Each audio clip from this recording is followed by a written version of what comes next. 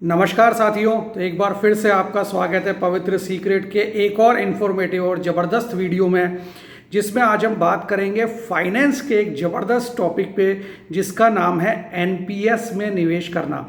मुझे कई मेरे साथी जो हैं, मेरे दोस्त जो हैं, वो लोग ये बोलते हैं कि सर आप एक एनपीएस पर वीडियो बना दीजिए। चूँकि मैं एक एचआर प्रोफेशनल हूँ तो मैं मतलब लगभग इन चीज़ों से मेरा दिन भर वास्ता पड़ता है। तो क्यों मैंने ये इस विचार से कि क्यों ना आप लोगों को एनपीएस के बारे में जो मुझे ज्ञान है, मुझे नॉलेज है, मैं आपको शेयर कर देता हूँ। तो पहले ही इम्पॉर्टेंट बात यह है साथियों कि एनपीएस में निवेश करना है या नहीं करना है। तो एनपीएस में निवेश करना ही है। मेरा जवाब है एनपीएस में निवेश करना ही है। क्यों है? उसके बहुत सारे फ़ायदे हैं। मैं आपको अभी विदिन 7 to 8 मिनट आप वीडियो में बने रहिएगा और मेरे चैनल को सब्सक्राइब कर लीजिएगा। जॉब, रिक्रूटमेंट, फाइनेंस से रिलेटेड, कैरियर से रिलेटेड जो इस चैनल पे बताया जाता है, बिल्कुल सिंप्लीफाइड और ग्राउंड लेवल की बातें जो आपके लाखों रुपए तक बचा सकती है और शानदार कैरियर ग्रोथ पे आपकी मदद कर सकती है। नाउ अब पॉइंट ये है कि फर्स्ट ऑफ ऑल क्वेश्चन ये आता है एनपीएस में निवेश करने से पहले कि क्या आपने 80C में निवेश कर लिया है क्या? यानी जो नौकरीशुदा आदमी है, जो सर्विस करता है, 1.5 लाख तक जो 80C में जो उनको छूट मिलती है tax slab, according to their tax slab, वो आपने कर लिया ही नहीं कर लिया? तो आपका जवाब आएगा सर हमने कर लिया। तो 80C में तो आपको पता ही है, मेनली जो आपका जैसे पीपीएफ अकाउंट में जमा किया हुआ पैसा है, या आप जो प्रोविडेंट फंड कटवाते हैं सैलरी से, वो भी 80C में आता है, या जो आप वॉलेंट्री प्रोविडेंट फंड कटवाते हैं वो भी 80C में आता है। जो आपके बच्चों की फीस है वो भी 80C में आप रसीद दिखा के उसकी छूट ले सकते हैं।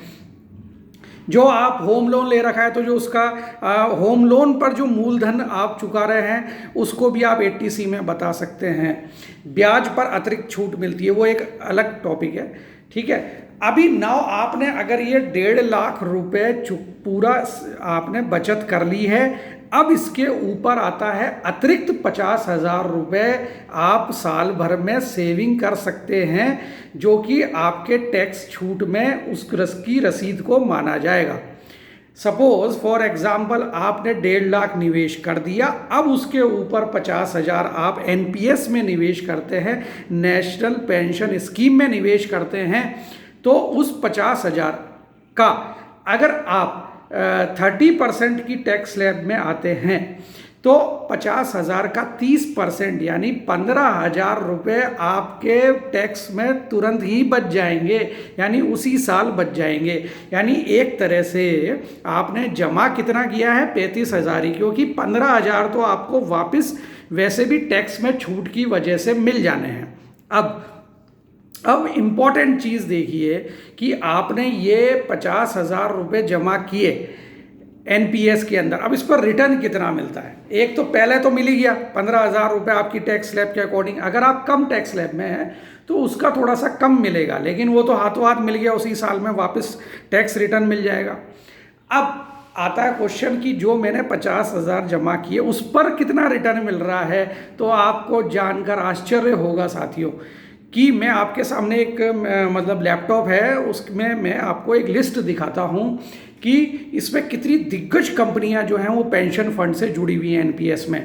जैसे Birla pension fund, HDFC pension fund, ICICI pension fund, Kotak pension fund, LIC pension fund, Reliance, SBI, UTI pension fund.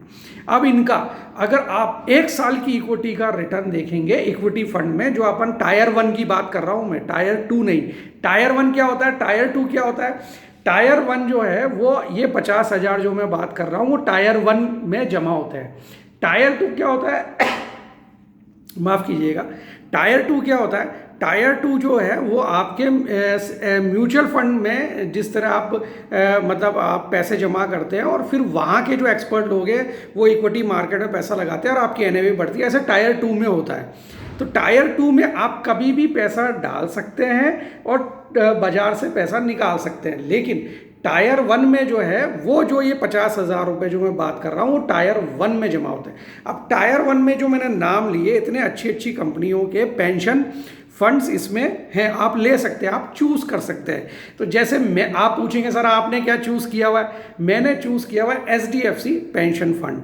तो उसमें मैंने पूरा जो है 50% एक अलग और 30% अलग एंड 20% अलग, इस तरह करके तीनों ही HDFC के सेलेक्ट कर रखे हैं। और HDFC का जो मतलब जो लगभग एवरेज में आपको अप्रोक्सीमेटली रिटर्न बताता हूँ सिंस इंसेप्शन का मतलब होता है कि जब से ये NPS चालू हुआ तब से इन्होंने 13.92 लगभग जो है 13 से 14% रिटर्न दिया है। अब 13 to 14% रिटर्न आप नहीं लेंगे तो क्या लेंगे इस देश में? तो लेना है, NPS में निवेश करना है। क्यों करना है, मैंने आपको लॉजिक बता दिया है। एक तो करते समय ही आपको 50,000 रुपये टैक्स रिबेट मिल गई, प्लस जो 50,000 आपने जमा किए उस पर इतना शानदार अलग अलग कंपनी, कोई कंपनी ने सिंस इंसेप्शन जो है 11% तक दिया, 12% तक दिया, 13% तक दिया, 14% तक दिया, मतलब 9 से लेके 14% तक का एनुअल रिटर्न आ रहा है, सॉरी एवरेज रिटर्न आ रहा है। तो ये इसके लिए अब इसमें भी आप इतना सोचेंगे तो साथियों कैसे काम चलेगा? तो NPS में मेरा आपको ये कहना है कि एक जो ये 50,000 वाला जो आपका 1.5 लाख आपने अगर बचत कर ली है आपकी सैलरी से, इट्स बिंगो, एंड इसके ऊपर फिर ये 50,000 आपको जमा करना है, इसमें ज़्यादा सोचना नहीं है। अब आप कहेंगे सर ये तो लॉक हो जाता है, पैसा रिटायरमेंट तक जो है वो मिलेगा नहीं, तो ऐसा नहीं है। इसमें आप बीच बीच में, पहली बात तो आप निकालने की मत सोचिया करिए हर समय, है ना, ऐसा कोई बुरा, हर समय कोई बुरा नहीं होएगा और आपके साथ ही बुरा नहीं होएगा अभी, लेकिन बीच बीच में जैसे आपको ज़रूरत पड़ी कि मुझे घर खरीदना है ना, तो आप फिर कुछ पैसा उससे निकाल सकते हैं।